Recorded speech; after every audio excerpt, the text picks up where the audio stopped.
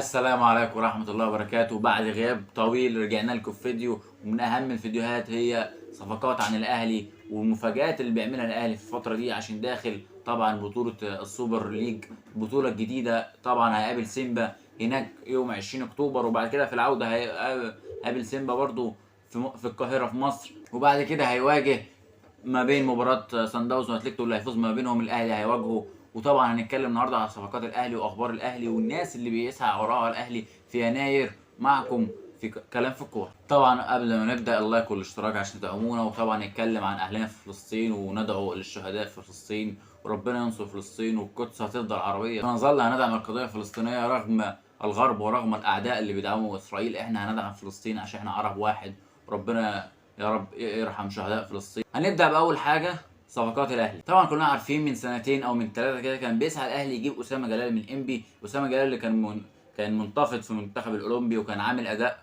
اسطوري جدا في المنتخب الاولمبي. الاهلي كان عايز يجيبه بس الصفقه ما كملتش، وكان اول مضى تعاقد مع النادي الاهلي اللي هو في التعاقد اللي هو البدائي الاول، بس الصفقه ما كملتش. واسامه جلال حب يروح بيراميدز وراح بيراميدز بالفعل. جه الاهلي دلوقتي بيفكر في اسامه جلال، والاداره بتفكر ليه ما نرجعش اسامه جلال تاني حتى لو هنتفاوض معاه مع نادي بيراميدز، مش لازم يخلص عقده. بس اسامه جلال مش مرحب يجي النادي الاهلي وهو فاضل له 3 سنين في العقد بتاعه، والصفقه اساسا من اولها مفيش تفاهم مع النادي الاهلي ونادي بيراميدز بسبب الخلافات اللي قبل كده. واسامه جلال استبعد شويه على نظريه النادي الاهلي دلوقتي، والاهلي بيفكر في صفقات تانية، وهم من ابرزهم حراسه المرمى اللي الاهلي قعد سنين وسنين بيفكر في حراسه المرمى يجيب مين بديل الشناوي، لان الشناوي دلوقتي كلنا عارفين سنه كبير. في ناس قالت مصطفى شوبير، بس زي ما انتم عارفين مصطفى شوبير سنه صغير. في اوروبا عندهم من السن ده بيلعب نهائي دوري اوروبا، بس احنا عندنا في مصر عايزين الخبره شويه. وطبعا النادي الاهلي بيشارك في بطولات كتير مثل السوبر ليج، مثل دوري ابطال افريقيا،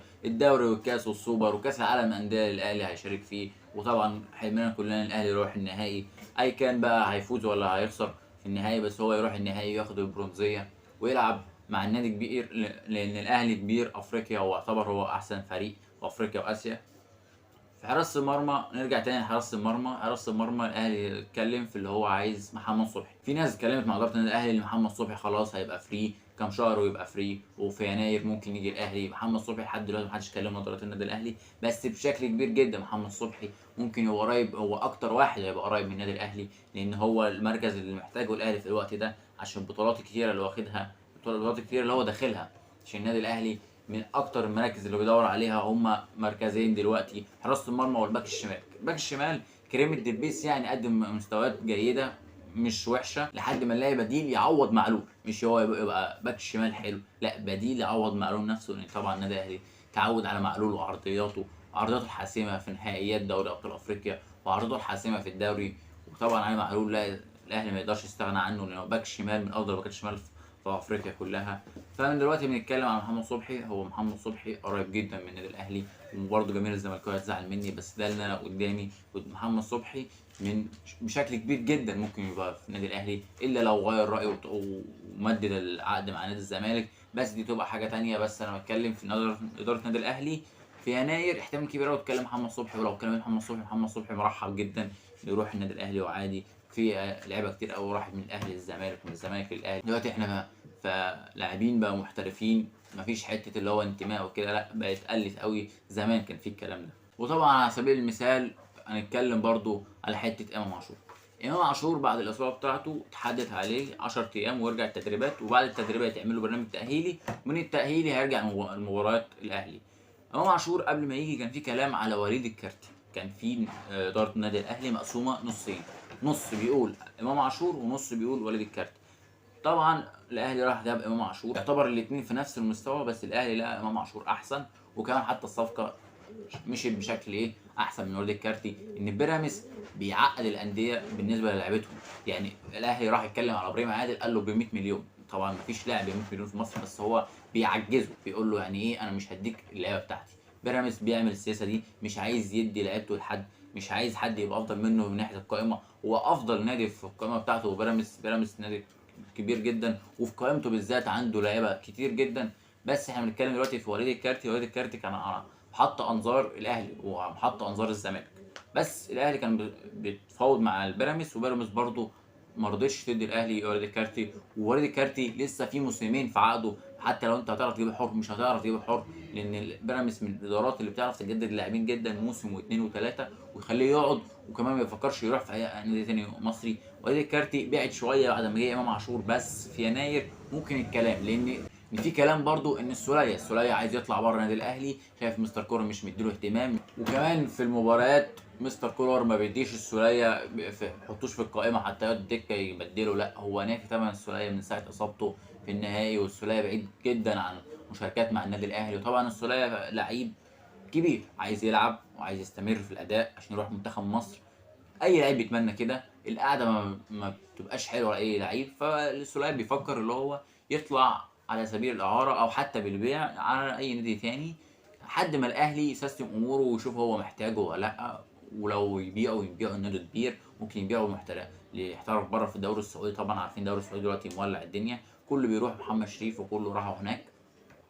نتكلم في ان الاهلي ممكن في خط النص يمشي قفشه اللي هو بيقولوا ناس بتقول لك اللي هو اداؤه اتحسن وكده، بس هو مستر كور مستمر مع طريقه 4-3-3، فالطريقه دي لو مستر كور استمر عليها قفشه ملوش مكان. قفشه حتى لو هيبدا اساسي بيبدا في مباراه دوري، ويبقى مباراه مثلا ايه مش زي افريقيا مش زي كاس العالم، لو لقيته مباراه مهمه بتلاقي قفشه على الدكه، لان هو مستر كولر مقتنع بطريقه 4-3-3، وهي فعلا طريقه ماشيه بشكل كبير قوي مع النادي الاهلي، مع ان قبل كده ما كانتش ماشيه مع النادي الاهلي ايام مستر فايلر وموسيماني، كانوا لما يجي يعملوا 4-3-3 ما كانتش تبقى حلوه مع النادي الاهلي، بس مستر كولر اثبت ان الطريقه دي هي مناسبه للنادي الاهلي، زي اللي هو بينافس على ادوار كتير، فقفشه ملوش مكان كده في النادي الاهلي، فهو في يناير الاحتمال كبير اللي يطلعوا من خط النص حتى يفضوا الزحمه دي. انتوا ما تنسوش ان اكرم توفيق موجود برده في خط النص، يعني احنا كده عندنا امام، اكرم توفيق، الي ديانج، عندنا مروان عطيه، عندنا السولية، عندنا قفشه ساعات بيلعب خط نص،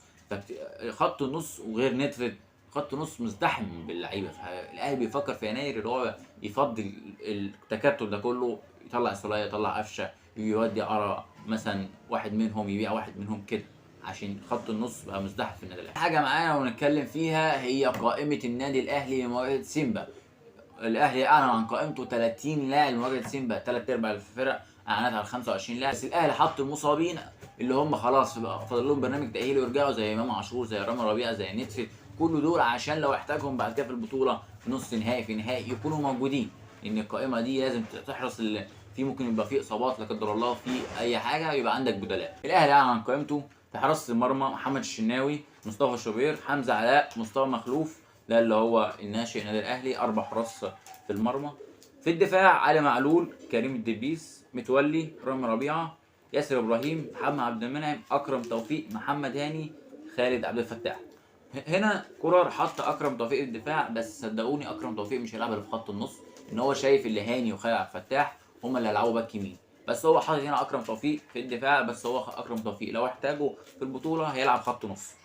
بالنسبه لخط النص في كوكا، في ديانج، مروان عطيه، كريم نتفت، السولية، امام عاشور، عبد القادر، قفشه، حسين الشحات، طاهر محمد طاهر، كريم فؤاد، كريستو، رضا سليم، دول في خط النص. خط النص طبعا مليء بالنجوم، امام عاشور لسه في برنامج تاهيلي بس هو خده برضه زي ما قلت لكم عشان لو احتاجه في البطوله بعد كده. في الهجوم عندنا بيرسي تاو، كهربا، موديس، صلاح، محسن. دي قائمه النادي الاهلي لمواجهه سيمبا، وقائمه في البطوله النادي الاهلي قائمته في البطوله هي القائمه دي، اعتمد على كل النجوم اللي عنده، مفيش غيابات الا غيابات بسيطه، ثلاث ارباع الناس موجوده، رامي ربيعه كان في الاصابه ورجع، امام عاشور رجع، كريم نتفت رجع، كريم فؤاد بيقولوا كان مصاب بس هو واخده برنامج تاهيلي وهيرجع، صلاح محسن برضه تعافى من اصابته ورجع للقائمه النادي الاهلي. ودي كانت اخر اخبارنا، ما تنسوش اللايك والاشتراك، وطبعا ما تنسوش تدعوا لاخواتنا في فلسطين وشهدائنا، ربنا يصبر اهلهم يا رب. وكان معكم عبد الرحمن في كلام في الكوره، السلام.